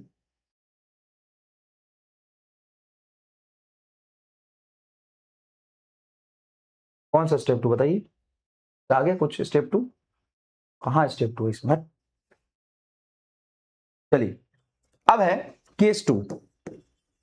Case 2, battery is discharging. Discharging of battery भी बोल सकते हैं इसको, डिस्चार्जिंग ऑफ बैटरी बोल सकते हैं। Discharging of battery, discharging of battery, battery की डिस्चार्जिंग। अब बैटरी डिस्चार्ज कैसे होता है? तो बैटरी डिस्चार्ज होता है कि बैटरी को यूज करके हम कहीं करंट देते हैं अगला सर्किट में, बैटरी से करंट निकाल के कहीं हम देते हैं तो बैटरी डिस्चार्ज होता है। जैसे मान लीजिए बैटरी है, इसका छोटू सा इंटरनल रेजिस्टेंस है, इसका ईएमएफ है ई, इंटरनल रेजिस्टेंस आर, बैटरी से करंट निकल के किसी सर्किट में दूसरे रेजिस्टेंस में जा रहा है। अच्छा, तो बैटरी के अलॉन्ग जो टर्मिनल पोटेंशियल होगा, ये पॉइंट होगा ए और ये पॉइंट हो गया बी। ऐसे समझ लो ना कि मान लो इस बैटरी से किसी एक्सटर्नल लोड रेजिस्टेंस में हम करंट भेज रहे हैं, तो क्या हो रहा है? बैटरी डिस्चार्ज ही तो हो रहा है, बैटरी करंट ही तो देता है। अब बच्चा पता है क्या कहता है, सर जी एक बात बताइए, करंट ऐसे गया तो इधर तो हाई पोटेंशियल होगा बैटरी की वजह से और इधर लो पोटेंशियल होगा, तो लो से हाई की तरफ करंट कैसे चला गया? सर करंट तो हमेशा हाई से लो जाता है, तो हाई से लो जाता है रेसिस्टेंस में, करंट हाई से लो जाता है रेसिस्टेंस में, करंट हाई से लो जाता है रेजिस्टेंस में। बैटरी तो करंट देगा तो अपने बड़े डंडे से तो करंट निकालेगा हाई पोटेंशियल से। देखो बिल्कुल सही है, देखो बड़ा डंडा हाई पोटेंशियल पे है, तो बड़े डंडा के हाई पोटेंशियल से करंट निकला है, फिर ये करंट घूम घूम के इसके पिछवाड़े में घुस जाएगा लो पोटेंशियल में, तो हाई से लो ही तो करंट जा रहा है। अब इसका टर्मिनल पोटेंशियल लिखना है, मतलब ए और बी का बीच का टर्मिनल पोटेंशियल लिखना है, इसको बैटरी बोलेंगे आप। पता है बैटरी किसको बोलेंगे? बैटरी इसको बोलेंगे, देखिए इसको बैटरी बोलेंगे, ये बैटरी कहलाएगी, ये बैटरी कहलाएगी, ये बैटरी कहलाएगी, ये बैटरी कहलाएगी। अच्छा सर ठीक है, आइए अब ए से बी तक कूद जाइए। चलिए कूद जाइए, तो बताइए यहां का पोटेंशियल कूदो कंसेप्ट लगाएंगे, कूदो कंसेप्ट लगाएंगे, और इस कूदो कंसेप्ट में, इस कूदो कंसेप्ट में ए से बी तक कूदेंगे। तो बताइए यहां का पोटेंशियल कितना है? Sir we A, V A, V A, V ए, बड़े से छोटे में जाएंगे तो माइनस ही। अब बताइए करंट ऐसे जा रहा है, हाँ, और तुम पीछे आ रहे हो, करंट के अपोजिट जा रहे हो, तो आएगा प्लस आई इंटू आर। इस पोटेंशियल में, इस रेसिस्टेंस में पोटेंशियल ड्रॉप बराबर वीबी, बराबर वीबी। तो यहां देखिए आप लिखेंगे वी ए, और ये ए था, वी ए माइनस वीबी, ये होगा V terminal potential is equal to, ये वीबी इधर आ गया, वी ए माइनस वीबी दोनों उधर चला जाएगा, तो होगा ई माइनस आई आर। लो भाई, ई माइनस आई आर, ये तुम्हारा इक्वेशन बन जाएगा टर्मिनल पोटेंशियल का। ये है तुम्हारा terminal potential E minus I R. तो बैटरी का जो टर्मिनल पोटेंशियल है वो हमेशा ईएमएफ के बराबर हो, जरूरी नहीं है। यहां पे बैटरी को हमने ए और बी के बीच में बैटरी लगाया, यहां पे एक्सटर्नल रेजिस्टेंस में ये बैटरी डिस्चार्ज होकर करंट दे रहा है। हमें कैसे पता चलेगा कि बैटरी डिस्चार्ज हो रहा है? बैटरी को किसी लोड रेजिस्टेंस से जोड़ दोगे तो वो लोड रेजिस्टेंस में करंट भेजेगा, तो बैटरी डिस्चार्ज हो रहा है इस रेजिस्टेंस के थ्रू। तो करंट ऐसे जा रहा है, देखो करंट ऐसे जा रहा है। अब यहां वी ए से बी तक कूदोगे, V A, V A, V A, V A, V A, V A minus E plus I R, क्यों? करंट पीछे आ रहा है, तुम आगे जा रहे हो, तो देखो करंट पीछे आ रहा है, तुम आगे जा रहे हो, V A plus I R. तो ये ई प्लस आई आर उधर चलेगा, तो ई माइनस आई आर, ये तुम्हारा पोटेंशियल डिफरेंस का फॉर्मूला बन गया। बताइए, सिंपल सी बात। अब यहां पे टर्मिनल पोटेंशियल वर्सेस रेजिस्टेंस का ग्राफ बनाएंगे, टर्मिनल पोटेंशियल वर्सेस रेजिस्टेंस का ग्राफ बनाएंगे, तो कैसा ग्राफ बनेगा? तो आप इक्वेशन जानते हो, y बराबर mx प्लस सी से कंपेयर करो, तो ये तुम्हारा टर्मिनल पोटेंशियल बराबर आएगा माइनस आई आर प्लस ई। अब y एक्सिस में मैंने टर्मिनल पोटेंशियल रखा, देखो y एक्सिस में मैंने टर्मिनल पोटेंशियल रखा, x एक्सिस में मैंने इंटरनल रेजिस्टेंस रख दिया, तो x एक्सिस पे मैंने, सॉरी एक्स एक्सिस पे मैं इंटरनल रेजिस्टेंस रख देता हूं, IR है ना, हाँ नहीं, एक्स एक्सिस में करंट की वैल्यू रख देता हूं, जो इससे करंट जा रहा है, करंट के रिस्पेक्ट में ग्राफ बनाते हैं, यहां पे करंट रख देता हूं। तो एक्स एक्सिस में मैंने करंट रख दिया। तो मुझे बताओ कि y बराबर mx प्लस सी से कंपेयर करोगे टर्मिनल पोटेंशियल y पे माइनस IR प्लस ई, तो ई जो इंटरसेप्ट है तुम्हारा EMF के बराबर हो जाएगा, मतलब ये तुम्हारा EMF हो गया इंटरसेप्ट के बराबर। तो इंटरसेप्ट पॉजिटिव है और ये तुम्हारा निगेटिव स्लोप के साथ ऐसा स्ट्रेट लाइन ग्राफ बनेगा। तो इसका जो इंटरसेप्ट है वो EMF को बताएगा। देखो जब करंट जीरो है, तो जो करंट जीरो होता है तो जो टर्मिनल पोटेंशियल की वैल्यू आई है वो EMF के बराबर आएगी। देखो V टर्मिनल देखो EMF के बराबर आई है, कब? जब करंट तुम्हारा जीरो है। और इसका जो स्लोप होगा y बराबर mx प्लस सी में स्लोप होता है तुम्हारा m की वैल्यू माइनस ऑफ r आ रही है, तो इसका जो स्लोप होगा, मान लो एंगल थीटा बन रहा, तो स्लोप होता है tan थीटा, जो कि माइनस ऑफ रेसिस्टेंस को बताएगा। एक न्यूमेरिकल करेंगे तो आपको समझ में आ जाएगा, कोई दिक्कत नहीं। स्ट्रेट लाइन का ग्राफ बनाना तो जानते हो ना बेटा, स्ट्रेट लाइन का ग्राफ बनाना तो जानते हो ना, उसी स्ट्रेट लाइन के कंसेप्ट से मैंने ग्राफ बनाया है। y is equal to x plus c compare करके मैंने ग्राफ बना दिया, ठीक है। टीपी क्या है? Terminal potential. टीपी क्या है? टर्मिनल पोटेंशियल, इसको बोलते हैं terminal potential. Terminal potential, battery के लॉन्ग टर्मिनल पोटेंशियल, इसी को हम टीपी कहते हैं, टर्मिनल पोटेंशियल। इसी को हम टीपी कहते हैं, टर्मिनल पोटेंशियल। बोलो कोई दिक्कत? बोलो कोई दिक्कत? y बराबर mx प्लस सी का जब ग्राफ बनाते हैं तो इसको हम y एक्सिस पे रखते हैं, इसको x एक्सिस पे रखते हैं, इसका मल्टीप्लायर स्लोप होता है और c इंटरसेप्ट होता है।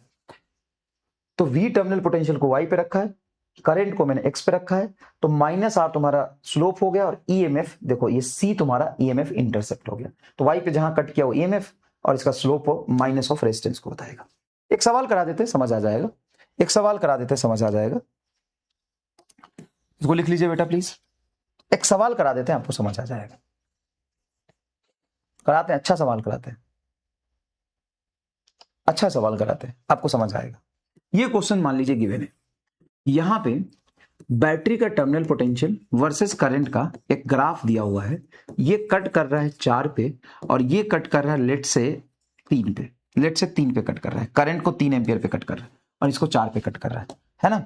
तो graph between terminal potential, graph between terminal potential, terminal potential, potential and current, current,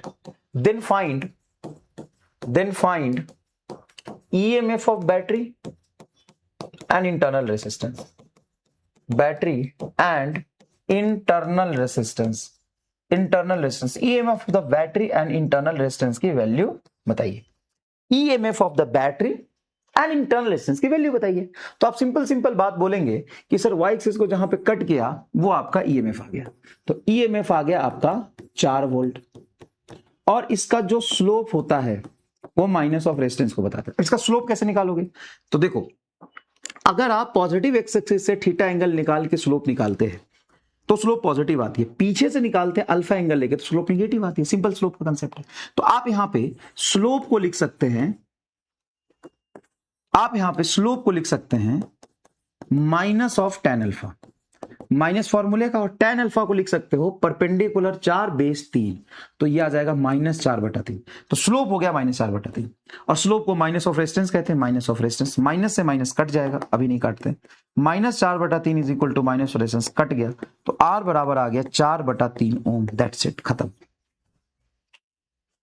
और वैसे भी तुम इस स्ट्रेट लाइन का स्लोप निगेटिव ही तो आएगा, ये परपेंडिकुलर है, ये बेस है, तो tan थीटा परपेंडिकुलर बटा बेस स्लोप हो जाएगा। मान लो तुम स्लोप -4/3 भी निकालते हो, लेकिन रेसिस्टेंस तो कभी निगेटिव में होता नहीं, उस लॉजिक से ही सही तुम ये कर दो आंसर। बाकी मैं आपको बता दूं, स्ट्रेट लाइन मतलब सरल रेखा का जब स्लोप आप देखते हैं तो पॉजिटिव एक्स एक्सिस से एंगल लेते हैं तो प्लस tan थीटा स्लोप होता है, निगेटिव एक्स एक्सिस से एंगल लेते हैं तो माइनस tan अल्फा तुम्हारा स्लोप होता है, निगेटिव से लेते हैं तो माइनस लेके स्लोप लिखते हैं। ठीक है, सिंपल सी बात है, सिंपल सी बात है। तो यही तुमको समझा रहा हूं मैं, यही तुमको समझा रहा हूं।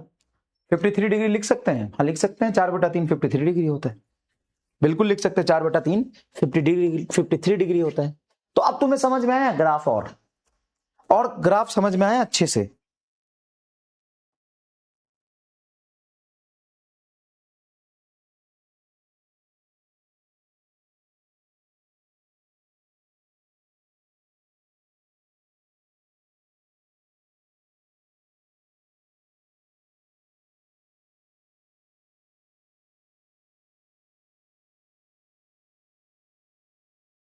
बताओ, और ग्राफ का फील आया अच्छे से? ठीक है, चलिए अब है डिस्चार्जिंग ऑफ, सर डिस्चार्जिंग हो गया, charging of battery, charging of battery, charging of battery. Charging of battery में क्या निकालेंगे? Terminal potential, terminal potential in the charging of battery,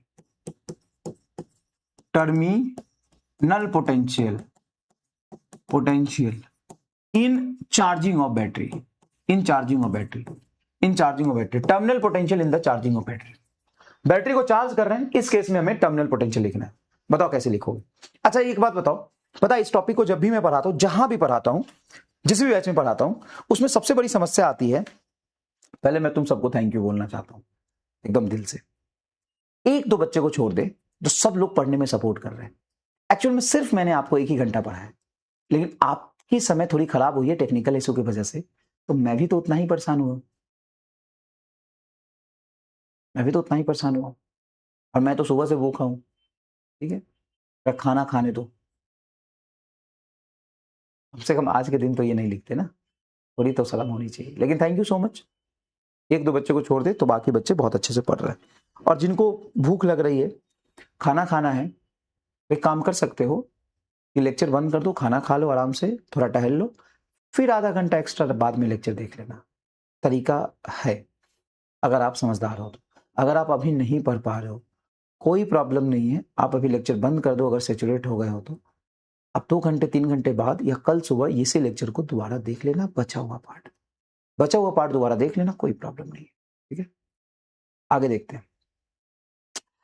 तो जब भी ये टॉपिक मैं पढ़ाता हूं ना और क्वेश्चन पे जाता हूं, तो बच्चा कहता है सर जी सब ठीक है, लेकिन सर सवाल पढ़ के हमको समझ ही नहीं आ रहा है चार्जिंग और डिस्चार्जिंग कब होगा।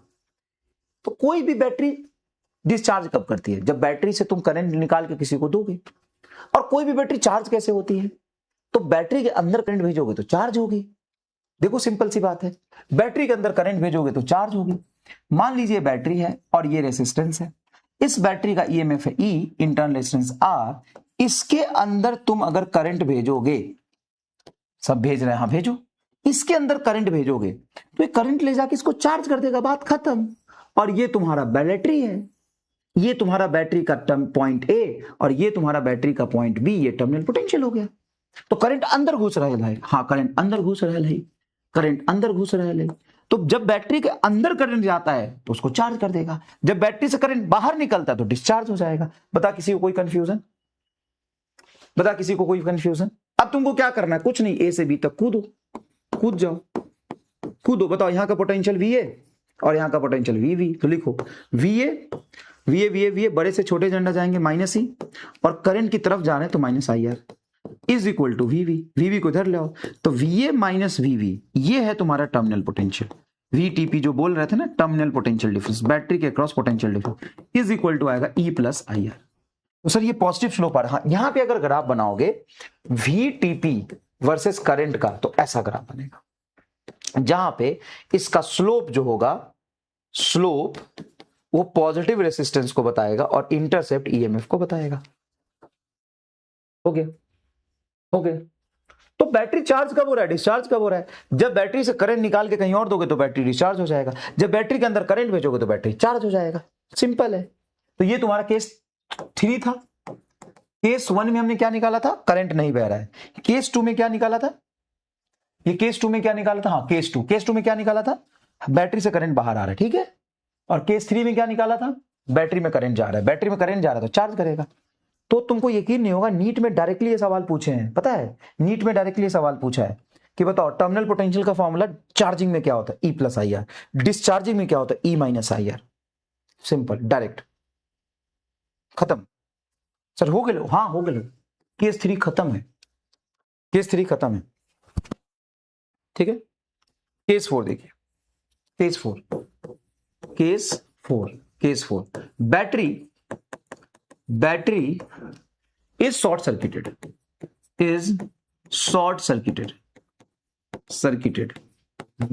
then terminal potential, बैटरी को शॉर्ट सर्किट कर दिया, फिर आपसे टर्मिनल पोटेंशियल पूछ रहा है, बैटरी को शॉर्ट सर्किट करके टर्मिनल पोटेंशियल पूछ रहा है, तो बैटरी को शॉर्ट सर्किट करके टर्मिनल पोटेंशियल कैसे पूछ रहा है? ये तुम्हारा बैटरी देख बेटा, ये तुम्हारा बैटरी है, ये इसकी एक छोटी सी इंटरनल रेजिस्टेंस है और यहां पे एक कैपिटल आर रेजिस्टेंस है और ये इसका ईएमएफ है। ठीक भाई, ठीक भाई, हाँ सर। अब बोल रहे बैटरी शॉर्ट सर्किटेड। ओ हो, बैटरी शॉर्ट सर्किटेड मतलब तो सीधा तार जोड़ देगा। हाँ। अब बताओ बैटरी के ए और बी पॉइंट के लॉन्ग कितना टर्मिनल पोटेंशियल होगा? तो देख के पता चल रहा है टर्मिनल पोटेंशियल 0। अच्छा, करंट कितना फ्लो करेगा बैटरी में? तो बैटरी में करंट यहां से निकल के जाएगा और ऐसे फ्लो करेगा I is equal to E/R। इतना करंट फ्लो करेगा, इतना करंट फ्लो करेगा, ऐसे ऐसे करंट फ्लो करेगा E/R, E/R, इतना करंट फ्लो करेगा। ठीक है, अब टर्मिनल पोटेंशियल मान लो मुझे लिखना है VAB, तो VAB निकालो। चलो यहां से कूद के जाओ, तो यहां से कूद के जाओगे तो VA करंट ऐसे जा रहा है देखो, तो यहां से यहां तक कूद के आओगे तो -E, बड़े डंडे छोटे डंडे, प्लस IR बराबर VB। तो ये हो जाएगा VA माइनस VB, इसको इधर लाओगे ये हो जाएगा E minus I into R। तो ये हो गया E, I की वैल्यू बोलो। देखो यहां से यहां तक इस बैटरी के अलोंग इस दोनों पॉइंट के बीच में ईएमएफ ही और इसी दोनों पॉइंट के बीच में देखो इंटरनल रेजिस्टेंस R, तो E/R करंट फ्लो करेगा। तो E की वैल्यू रख दो, E/R इंटू R से R कट गया, तो E minus E is equal to 0। तो अगर बैटरी को शॉर्ट सर्किट कर दोगे तो उसका टर्मिनल पोटेंशियल क्या हो जाएगा? 0। इंटरनल रेजिस्टेंस 0 क्यों नहीं है? इंटरनल रेजिस्टेंस 0 मान लेंगे तो आइडियल बैटरी हो जाएगा, और अभी हम जो बैटरी ले रहे हैं वो नॉन आइडियल है। अभी हम जो बैटरी ले रहे हैं बेटा वो नॉन आइडियल है। अगर इंटरनल रेजिस्टेंस 0 मान लेंगे तो आइडियल हो जाएगा। ठीक है, बट पोटेंशियल डिफरेंस नहीं होने पे करंट फ्लो नहीं करता है। पोटेंशियल डिफरेंस नहीं होने पे बिल्कुल करंट फ्लो नहीं करेगा रेजिस्टेंस में। वायर में तो करता ही है, वायर में तो करता ही है।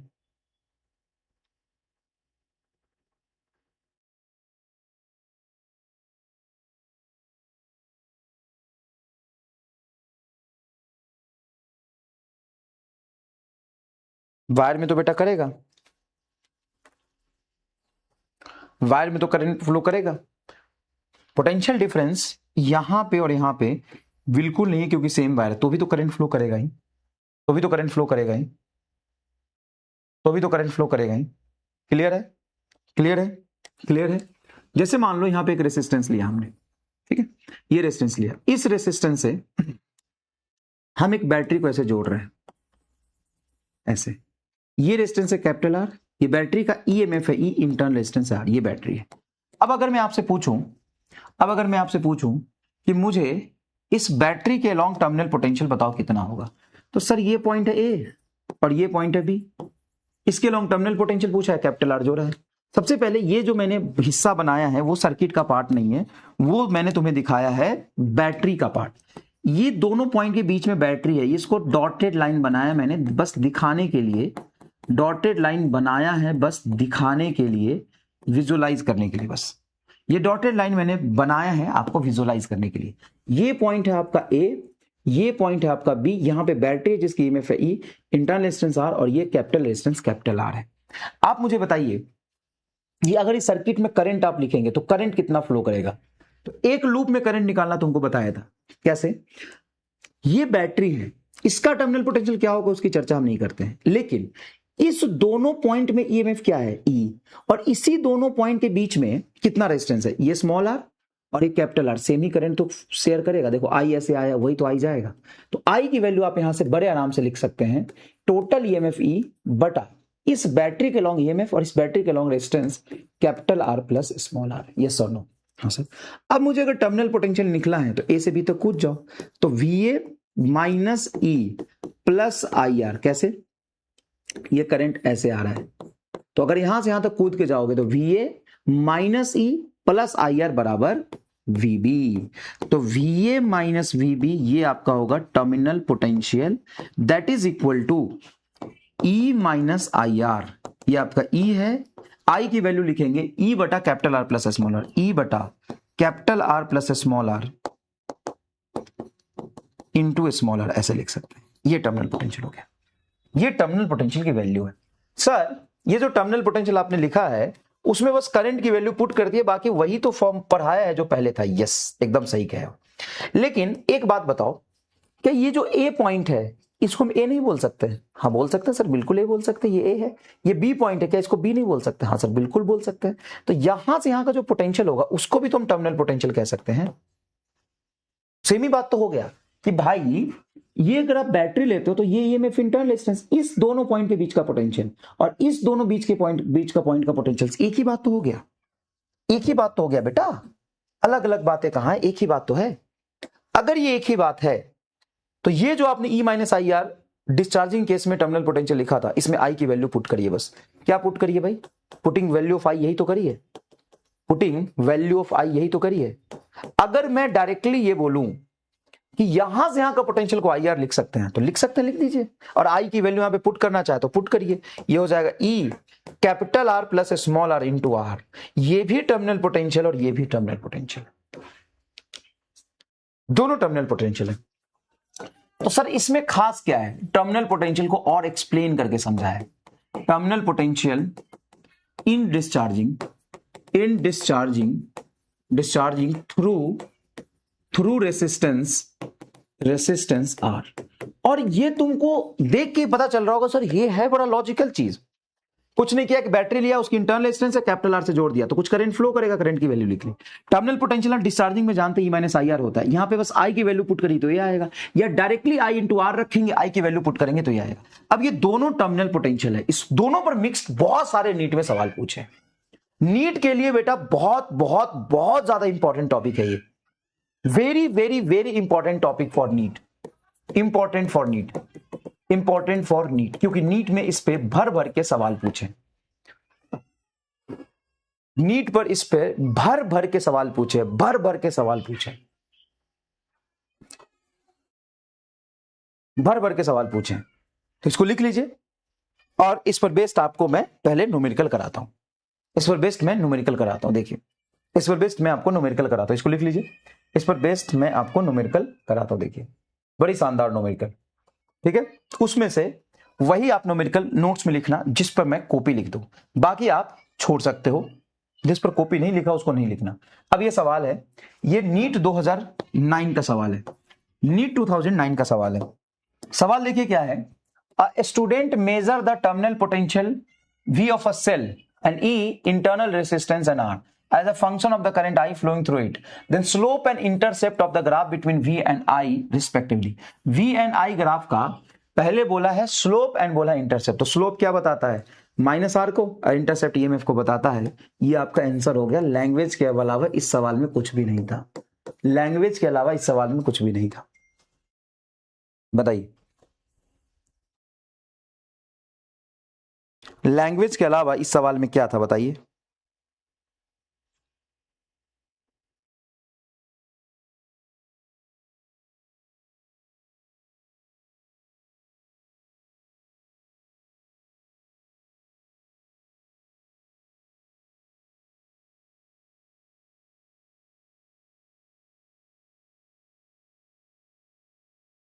बताइए लैंग्वेज के अलावा इस सवाल में क्या था? बताइए। कॉपी करेंगे इसको? नहीं करेंगे। क्यों करेंगे भाई? भाई सवाल को कॉपी करने में 3-4 मिनट लगेगा, क्यों करना? ये तो आप 2 बार 3 बार मैंने तुमको समझा दिया, एक न्यूमेरिकल भी लिख के करा दिया। नेक्स्ट देखो, ये नीट 2013 का सवाल है, ये नीट 2013 का सवाल है। सवाल देखिए क्या कह रहा है, the internal resistance of 2.1 volt cell which gives a current of 0.2 ampere through the resistance of 10 ohm is the internal resistance of a 2.1 volt cell which gives a current of 0.2 ampere through the resistance of 10 ohm। अच्छा, internal resistance of a 2.1 volt cell। अबे 2.1 volt cell क्या दिया है? gives a current of 0.2 ampere through the resistance of 10 ohm। मतलब ये जो directly दिया होता है ना वो बैटरी का ईएमएफ दिया होता है, नहीं तो टर्मिनल पोटेंशियल दे देगा, पहली बात तो। दूसरी बात, ये जो सवाल दिया है वो चार्जिंग का है कि डिस्चार्जिंग का है? ये बताओ। ये जो सवाल है वो चार्जिंग का है कि डिस्चार्जिंग का है? मतलब चार्जिंग ऑफ बैटरी है, चार्जिंग ऑफ बैटरी है या डिस्चार्जिंग ऑफ बैटरी है? डिस्चार्जिंग ऑफ बैटरी है, बोलो। चार्जिंग ऑफ बैटरी है या डिस्चार्जिंग ऑफ बैटरी है। तो क्या ये कह रहा है कि the internal resistance of a 2.1 volt cell which gives a current of इतना, जो करंट दे रहा है, बैटरी जब करंट देता है तो डिस्चार्ज होता है, तो ये चार्जिंग ऑफ बैटरी नहीं है, डिस्चार्जिंग है। को करंट दे रहा है, लिखा है गिव्स, गिव्स मतलब डिस्चार्जिंग। बताओ, तो डिस्चार्जिंग केस में जो टर्मिनल पोटेंशियल होता है उसको हम लिखते हैं ई माइनस आई आर या आई इंटू कैपिटल आर, यही तो लिखते हैं। अब ईएमएफ तुमको दे दिया 2.1 तो 2.1 लिख दो, करंट दे रहा है 0.2 लिख दो, रेसिस्टेंस हमें इंटरनल नहीं पता आर रहने दो, इज इक्वल टू करंट 0.2 दे रहा है, किस रेसिस्टेंस के थ्रू करंट दे रहा है तो 10 ओम, तो एक्सटर्नल रेसिस्टेंस तुमको 10 ओम दे दिया है।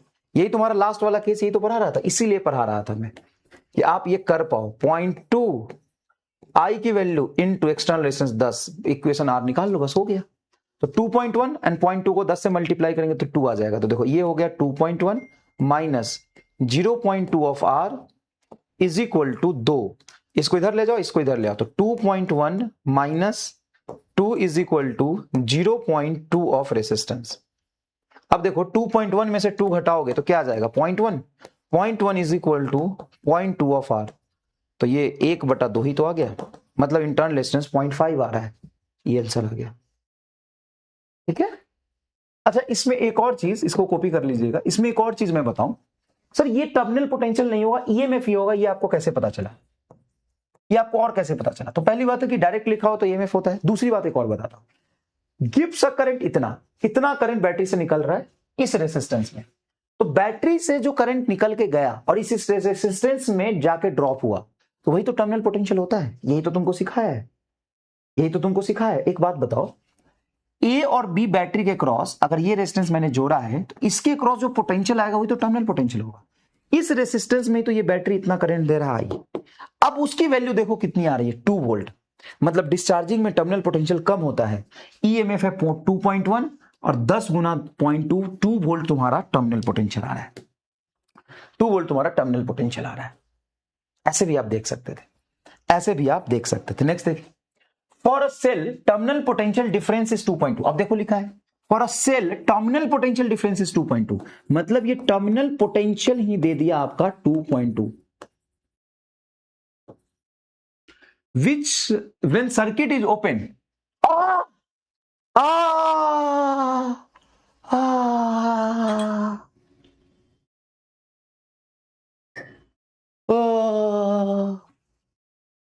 ah धोखा है रे बाबा, धोखा है। ओपन सर्किट मतलब नो करंट, जब नो करंट तो जो टर्मिनल पोटेंशियल है वही ईएमएफ होगा।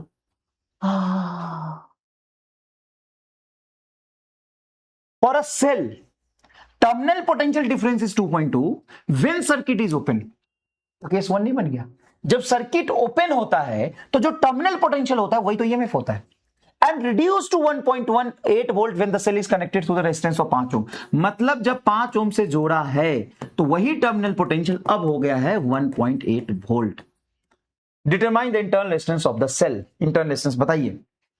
तो देखिए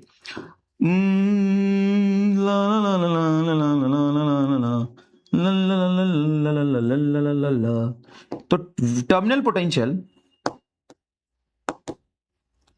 potential V terminal potential is equal to E minus I R is equal to I capital R लिख सकते हैं, हाँ लिख सकते हैं। तो एक काम करो, रुको थोड़ी देर, टर्मिनल पोटेंशियल की वैल्यू तुमको दे दी है, जब बैटरी से जोड़ा है तो कितना दिया है 1.8 वोल्ट, तो terminal potential 1.8 is equal to E की वैल्यू है तुम्हारा 2.2 माइनस करंट है आई इंटू रेजिस्टेंस है आर, ये करंट की वैल्यू में नहीं पता अभी तो निकाल लेंगे, कोई बात नहीं, दो वेरिएबल होगा इसमें, तो I R is equal to हो जाएगा, इस आई आर को उधर ले 2.2 में से 1.8 घटा दो, 2.2 माइनस 1.8 0.4, तो I R is equal to आ गया 0.4। ठीक है, तो एक तो ये इक्वेशन बन गया, एक तो इक्वेशन बन गया। अब क्या कर सकते हैं, अब क्या कर सकते हैं, 5 ओम में जोड़ा है तो इतना टर्मिनल पोटेंशियल है, तो एक बात बताओ, टर्मिनल पोटेंशियल को हम डायरेक्टली आई आर भी तो लिख सकते हैं, और टर्मिनल पोटेंशियल वो बोला 1.8, तो 1.8 इज इक्वल टू आई और आर की वैल्यू 5, तो आई इज इक्वल टू आ गया 1.8 बटा 5। डेसिमल प्लेस हटाओगे तो 18 बटा 50 लिख सकते हो, 18 बटा 50। तो करंट की वैल्यू 18 बटा 50 रख दो, तो 18 बटा 50 इज इक्वल टू 4 बटा 10 इंटू आर। अब यहां पे सॉल्व करेंगे तो ये 0 से 0 कैंसिल हो गया, 5 चौक 20, 20 बटा 18, तो ये हो गया तुम्हारा 20 बटा 18 मतलब 10 बटा 9, 10 बटा 9। अच्छा सवाल लगा क्या?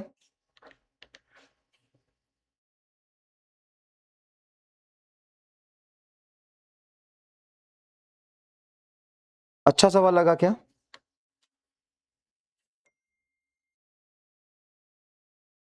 अच्छा सवाल लगा क्या? अच्छा सवाल लगा क्या?